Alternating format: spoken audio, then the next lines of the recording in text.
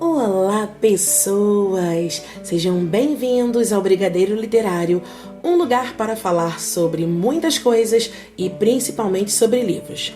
Hoje nós iremos falar sobre o livro O Médico e o Monstro. Um livro escrito por um cara chamado Robert Louis Stevenson. Espero que eu tenha falado o nome certo. E o livro que eu tenho foi pela editora Príncipes. É isso aí, tava baratinho na Amazon e eu comprei. O livro foi lançado em 1886 em Londres e povoa o imaginário das pessoas por aí, enchendo outros filmes de referência. Tenho certeza que você vai se dar conta disso ao longo da nossa conversa. O autor, o Robert, já cheio de intimidade, porque eu sou dessas, ele nasceu na Escócia, mas não se adaptou por lá e mudou-se para Londres. Aí eu fui olhar aqui no livro, tá dizendo que ele não se adaptou por causa dos costumes religiosos de onde ele estava inserido. Gente, o que tinha lá? Sacrifícios humanos? Fiquei intrigada, fiquei passada, mas eu não busquei muito não, mas quando eu busquei um pouco da biografia dele, eu não tinha falando isso, só tinha essa informação, de que ele não se adaptou onde ele estava na Escócia por causa de questões religiosas. Aí fiquei pensando, sacrifícios humanos, sacrifícios de animais? Que tipos de animais? O que foi? Ele era o quê? Super católico ou super evangélico? E lá tinha umas religiões pagãs? Sei lá, toda vez que fala assim, Escócia, eu fico imaginando os celtas, as culturas pagãs, gente dançando com aquelas roupas fluidas, meio Outlander, aí aparece o James. Opa, já tô aqui já viajando. Mas sei lá, isso pra mim é algo atrativo. Será que não era pro cara? Bom, não sei. Vamos voltar, né? O cara não se adaptou lá, foi pra Londres. Belezura. O Médico e o Monstro. Você pode até não ter lido. Você pode até não ter visto o filme que é antigão, porque eu também não vi. Mas o conceito base do personagem você já sabe. Aquela dualidade entre o bem e o mal dentro da mesma pessoa. Pensou no Hulk? No nosso amigo verdão dos Vingadores? É daí que veio o Hulk, do Médico e o Monstro. Na história, nós temos uma visão muito mais assim do advogado que tem ali. Ele é meio que o fio condutor. Vou ver se eu consigo fazer vocês entenderem. Eu vou só avisando. Tem spoiler. Aqui eu não vou me importar com spoiler. Se você... Até porque o livro é de 1886. Se tu não queria ter spoiler... E olha só, se saiu o barulho do cara vendendo doce... Até você me desculpa, porque eu fiquei o dia todo esperando um pouco de silêncio. Quando eu pensei assim, silêncio, apareceu o carro do hortifruti, apareceu o cara que vende doce, apareceu as crianças berrando na rua. É que os vizinhos não estão nem aí. A gente já falou, poxa, amigo, ajuda aí. A gente quer gravar a aula, eu sou professora. Quero gravar, não falei que eu queria gravar podcast, porque eles não vão nem saber o que é isso. Bom, alguns podem saber. Aí o moleque soltando bombinha. Aí a gente, poxa, coleguinha, vai soltar bombinha lá perto da sua casa? Ele, não vou soltar lá não. Lá tem criança pequena. Aí a gente falou, pô, aqui também. Não tem, mas a gente falou, aqui também, quer dizer, né? Vamos voltar ao livro? Vamos voltar ao livro, né, gente? Vamos. Esquece os vizinhos que não estão nem aí. Voltando. A história vai se desencadear assim. Acontece um acidente. Eu não sei se a palavra certa é um acidente, mas vamos tentar fazer as coisas ficarem mais fáceis de serem entendidas. Tem um homem na redondeza que ele tá caminhando rápido, ele não vê uma criança, ele tromba com a criança, e nesse encontro derruba a criança, passa por cima da criança, assim, com violência, machucando a criança. Aí todo mundo em volta fica super indignado, e daí começa a surgir uma desconfiança do advogado, e esse cara, o advogado, se chama Sr. Utterson. Sim, é um nome esquisito, não é brasileiro. Os nomes daqui também devem soar bem estranho pra galera de outro país. Imagina, o cara lá, né, de Londres. Imagina, um cara bonitão de Londres, pega um livro, deixa eu ler este livro brasileiro. Aí ele fala, Severino, que nome? Então, pra gente, Severino é um nome relativamente comum, a gente associa com uma pessoa mais antiga e que provavelmente venha do Nordeste, mas isso também pode ser um preconceito nosso, mas Severino é um nome brasileiro, mais tipicamente brasileiro. Pode soar estranho para um estrangeiro, como Utterson soa estranho para nós. Vamos continuar. Nas redondezas desse bairro, tinha uma casa que morava um amigo do Sr. Utterson. E na parte de trás da casa tinha uma porta. Ela não tinha maçaneta, não tinha nada disso. E quem é que tinha a chave? Quem? Exatamente. Aquele homem que machucou a criança. É isso aí. E ao mesmo tempo, o advogado tal do Utterson fica incumbido de ajeitar, de ver todos os trâmites legais do testamento desse seu amigo, que é o Dr. Harry Jekyll. Acho que é assim que pronuncia. E nesse testamento tem as coisas comuns e coisas estranhas. Pois esse médico, o Dr. Harry Jekyll, é porque eu não tô acostumada com esses nomes, gente, deixam coisas para o caso do seu falecimento ou desaparecimento em tantos meses. Pra quem? Pra quem? Exatamente, pra aquele cara com cara de malvado que tinha machucado a criança. É isso aí. E o cara se chama Sr. Edward Hyde. O Utterson, o advogado, vai investigando de leve, os acontecimentos vão levando a ficar cada vez mais desconfiado, a descobrir aos pouquinhos. É uma narrativa, como é que eu vou dizer?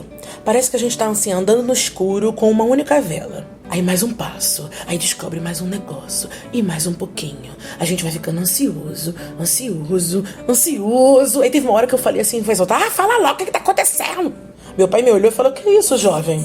Eu falei, que o livro aqui tá me deixando doida.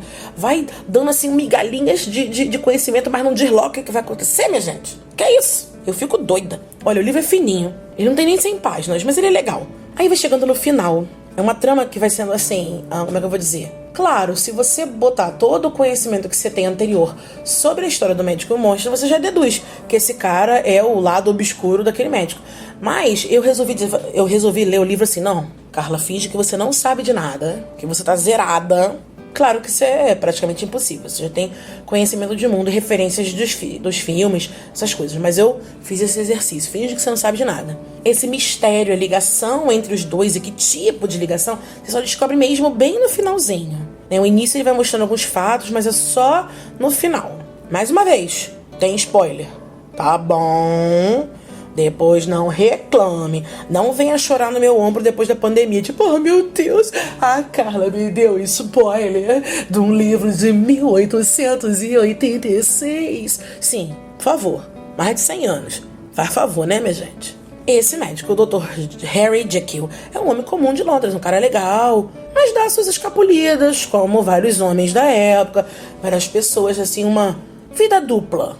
Entendeu? A maioria das pessoas fazia isso na época. Mas, na maioria das vezes, ele é um ser humano exemplar. Lá diz mais ou menos que ele assim, é mais alto, tem mãos grandes. Eu já fiquei pensando num cara bonitão. Mas eu falei, não, o objetivo não é ser um romance, deixa pra lá. Ele começa a ver que ele tem esse lado também obscuro, que dá uma escapulidinha, esse negócio. E que ele não gosta muito de ter essa duplicidade. Ele começa a demonstrar interesse de dividir essa, como é que eu vou dizer, coisa dupla que tem dentro dele. Que ele começa a pesquisar, não, deve ter algum composto químico, alguma poção que pudesse separar essas duas personalidades. E olha só, gente, o livro é ficção, não é nada mágico, não é uma varinha mágica que você vai fazer e vai ter uma divisão, não é um horcrux do Voldemort, tá? É uma coisa tentada a ser mais próxima da ciência. É uma questão ficção científica, né? Mais próxima da ficção científica. Então ele começa a estudar, vai atrás dos ingredientes químicos, tentando combinar para poder fazer essa cisão. Mas por que essa cisão? Porque ele acredita que se ele puder separar o lado bom dele do lado ruim, ele vai conseguir prosperar o lado bom, porque o lado bom não terá a influência do lado ruim. Entendeu? Como é que estava sendo o pensamento dele? Aí ele estuda, vai e acha o ingrediente. Compra um montão daquele ingrediente, porque ele precisa testar. Deixa lá no laboratório, começa a fazer teste e resolve tomar. Aí faz aquilo tudo, tem as anotações direitinho dele, porque ele é um estudioso, né? Vai, toma. Sente dores, vertigem, todos aquele negócio. Parece até que tomou a poção polissuco do Harry Potter, tá ligado? Aí quando ele desperta, ele se sente mais ativo, mais vivo. Como se ele tivesse as sensações mais, como é que eu vou dizer? Não é mais apuradas, mas um jeito, uma coisa diferente. Aí ele repara que as roupas dele estão grandes, que a mão diminuiu, ficou assim cheia de vezes. E ele ficou... Quando ele não tem um espelho no laboratório, mas quando ele anda pela casa e ele vê um espelho, ele tá mais branco, não é branco, mas mais pálido, né? Um aspecto mais maligno. Que na verdade, quando ele fez a cisão, o que ele ficou ali foi somente o lado mal dele, que ficou dominando naquele período. E ele dá um exemplo interessante, ele fala assim: enquanto o Dr. Harry é como todos os homens da região que levam uma vida dupla, isto é, quando precisam fazer algo que não é lícito, eles enganam e tudo mais, e principalmente quando for algo, como eu vou dizer, vamos supor assim, eu quero acertar as minhas contas com alguém. Eu não vou lá e vou matar o fulano, eu vou lá, eu mesmo com as minhas próprias mãos, vou dar uns catiripapo na pessoa. Não, eu pago alguém, essa pessoa faz em meu nome, porque aí essa distância física entre a minha ordem e aquele fato ocorrido, sei lá, um assassinato de alguém, por exemplo, ou uma surra em alguém, faz com que a pessoa não se sinta tão culpada. E ele começa a perceber, né, sente que a responsabilidade é menor, vamos dizer assim. E ele começa a perceber com que esse senhor Hyde, que é o que ele se transforma, não tem essa necessidade de contratar alguém, porque esse senhor Hyde, que é o lado maligno dele, faz com as próprias mãos, faz com gosto, porque ele é a maldade em pessoa, ele é maligno, ele é a pura maldade. Como eu falei, o Doctor, não preciso falar em inglês, né, gente? Dr. Harry é mais alto, tem as mãos maiores, tem a pele mais corada, a pele mais saudável. Já o Edward Hyde é menor, tem mãos menores, mais cheias de veias. Ele vai falando, a pele é macilenta, pálida, diz que ele parece doente. E ele atribui essas diferenças físicas, assim, o lado ruim, ser menor, não ter tanta vivacidade, pelo menos física, porque é o lado que ele não tinha deixado florescer há muito tempo. Então não cresceu, não se desenvolveu para ter a mesma vivacidade física do Dr. Ai, que mania de falar Doctor. Do Dr. Harry. Não alimentou tanto quanto o lado bom. No início, o Dr. Harry acha isso interessante, pois as coisas malvadas e pervertidas que ele queria fazer, ele podia deixar pro Hyde fazer. E ele não quer ser pego. Por quê? Qual que é o problema? Alguém desconfiou do cara, ele volta pro laboratório, toma outra poção, porque eu precisava de uma poção para voltar, e, entre aspas, desaparece o cara malvado, fica só ele que é bonzinho, crime perfeito, ninguém ia achar o culpado. Bom, né? Mas as coisas começam a sair do controle. Antes que era uma poção para se formar no lado ruim e uma outra poção para se transformar de volta no lado bom, ele começa a reparar, essa poção começa a meio que falhar. Por quê? Tem um dia que ele dorme como o Dr. Harry e acorda como Edward Hyde, sem a poção. Isso começa a intrigar, ele vai ter que estudar e ele começa a ver que ele precisa aumentar as doses. Aí ele faz um testamento estranho, né, na visão do Utterson, lembra o advogado? Então, ficou uma cláusula estranha, vai deixar pra esse tal de Hyde o dinheiro se ele morrer, ou então se ele sumir em não sei quantos meses e não aparecer. O advogado começa a achar aquilo meio estranho, tudo mais. Ele até cruza com esse tal de Edward Hyde, acha que o cara é meio malvado, meio sinistro, com essa cara assim. E os problemas vão aparecendo, os empregados vão ficando nervosos, porque o Dr. Harry também autoriza que o Hyde vá lá a qualquer hora do dia e da noite, mexe em tudo. Os empregados ficam meio preocupados. Aquele negócio de sexto sentido. Gente, sexto sentido é do babado. Eu tenho isso e olha que não tem falhado não. Meus amigos estiverem ouvindo vão poder confirmar, tá? Aí, o lado malvado, o que é o Sr. Hyde, começa a ganhar mais força, se tornar mais difícil de ir embora, vamos dizer assim. Ele tem que aumentar as doses da poção. Aí depois tem uma hora que o ingrediente acaba. Ele usa um finalzinho para deixar uma carta explicando tudo, para poder o advogado entender, porque ele tá achando que o negócio vai ficar feio. E aí os empregados, super assustados, tem uma hora lá, chamam um advogado para ir lá ajudar. Eles estão realmente muito assustados, não entendem direito, esse entra e sai. Quando eles chegam, fez barulhinho porque o Facebook está aparecendo. E eu estou fazendo aqui de frente para o computador, olhando o meu lindo roteirinho, tá, gente? Aí, para poder resolver tudo numa hora, eu já tô avisando, tem spoiler. No final, para o cara poder resolver, não ter mais o lado ruim, tem que também acabar com o lado bom, porque os dois estão interligados, senão vai ficar só o lado ruim, ele vai lá, toma um negócio e se mata. É o único jeito de matar o lado ruim. É assim que termina, mas é interessante, porque tem a carta do cara explicando todo esse processo, o nervoso dele, algumas reflexões. Aí eu fiquei refletindo também. Fiquei pensando, como é o nosso lado mal? Porque não dá pra negar que todo mundo tem um lado meio malzinho ainda. Ninguém é santo. Não tô falando assim, malvadão. Tipo Fernandinho Beiramar. Mas vai que, por favor, gente, se você tiver um lado Fernandinho Beiramar, um lado Nardone aí, pelo amor de Deus, vamos reformular esse lado pra você poder ficar menos mal, tá? Não precisa ser tão malvado assim, tá bom? Dica da tia. Melhora. Então todo mundo tem um negocinho. Pode ser que não seja aquela coisa super mega power malvada. Não, um negócio legal. Um negócio de desejar algo não muito bom, quando a gente descobre que uma certa pessoa tá com gripezinha, apesar desse podcast sair depois desse período, né?